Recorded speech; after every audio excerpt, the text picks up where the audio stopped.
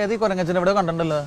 അടുത്ത് നിൽക്കുന്ന കൊരങ്ങനെ നോക്ക്. ഇയാളെന്താ ഇവിടെ നമ്മളെ കണ്ട് കണ്ട് കണ്ട് ഇങ്ങോട്ട് വരുന്നു. എടാ കള്ളം പറഞ്ഞ് ലീവ് എടുത്ത എന്റെ ഐഡിയ എന്ന് പറയലടാ.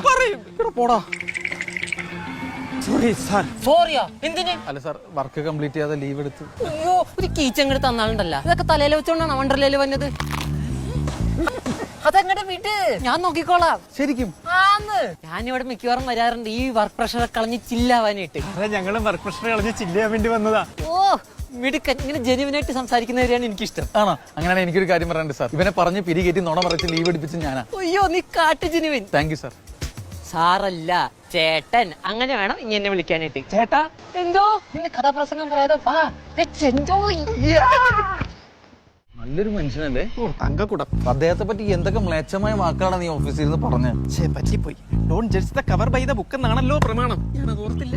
Hello hello. യെസ്. ഡ്രസ്സൊക്കെ മറി എങ്ങോട്ട് പോണ്? ചേട്ടൻ നൈറ്റ് കാർണിവലൊക്കെ ഉണ്ട്. ചേട്ടനാ? ആറാ നിന്റെ ചേട്ടൻ? അക്കങ്ങ് വണ്ടർലയുടെ അകത്ത്. Call me sir. നാളെ ഓഫീസിലേക്ക് വാടാ, ഒന്നേം തെറി തുടങ്ങാം. ഓണേ നോണാച്ചിയും പറഞ്ഞ് ലീവ് എടുത്ത് വന്നേക്കാം കുന്തൊളിക്കാനായിട്ട്. പുതിയ 4-5 തെറി പഠിക്കണം. എനിക്ക് ബോറടിച്ച് നിങ്ങൾ വിളിച്ചു. ഇയാളെന്താടാ അന്യനും? നമ്മൾ അമ്പി നാളത്തെ കാര്യം ഒരു ടെൻഷൻ ആവുന്നു. നീ ടെൻഷൻ അടിക്കട്ടാ. ടെൻഷനൊക്കെ നമുക്ക് കാര്യം തീർക്കാം. ഏത് കാറിൽ?